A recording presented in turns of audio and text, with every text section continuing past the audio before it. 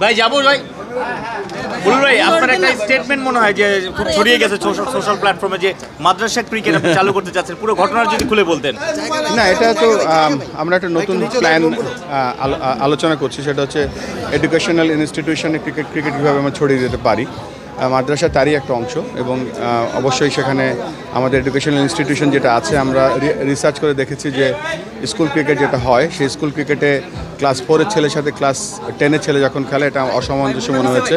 তো এইটা চিন্তা করে আমরা প্রাইমারি স্কুল, হাই স্কুল, উচ্চ মাধ্যমিক মানে কলেজ এবং ইউনিভার্সিটি সব জায়গায় আমরা ক্রিকেটটা একটা পাথওয়ে তৈরি করছি, এবং আমরা এটাও মনে করেছি যে মাদ্রাসাতে লক্ষ লক্ষ ছাত্ররা আছে, তাদেরকে ক্রিকেটের ফ্যান বানানোর জন্য, এবং সেখান থেকে কিছু ক্রিকেটার যদি আসে তাদেরকে আমরা একটা শর্টার ফরম্যাট বা ক্রিকেটের ইন্ট্রোডাকশনের ব্যবস্থা করেছি। এটা ফরম্যাটটা কী হবে মাদ্রাসা ক্রিকেটের? এখনও ডিটেল আলোচনা হয়নি, তবে আমরা যেহেতু প্ল্যান করেছি, প্ল্যানটা কীভাবে এক্সিকিউট করা যায় ছোট ফরম্যাটে করার চিন্তা ভাবনা করছি। মানে আপনি অনেক জায়গায় কাজ করেছেন, যেসব জায়গায় সব ক্রিকেটার খুব একটা পপুলার না, উজবেকিস্তান থেকে শুরু করে চায়না থেকে শুরু করে, আসলে এই পরিকল্পনাটা কি ওই জায়গা থেকে আসা কিনা যে মাদ্রাসার ক্রিকেট অনেকে কথাও বলে নাই কখনো, বাট এই জায়গাতে আপনি কাজ করার চিন্তা করেছেন? না, ক্রিকেট তো সবার হওয়া উচিত। এখন বাংলাদেশে সবাই ক্রিকেট খেলতে চায়, সব বয়সের লোক, সব সব সব সেক্টরের লোকরা।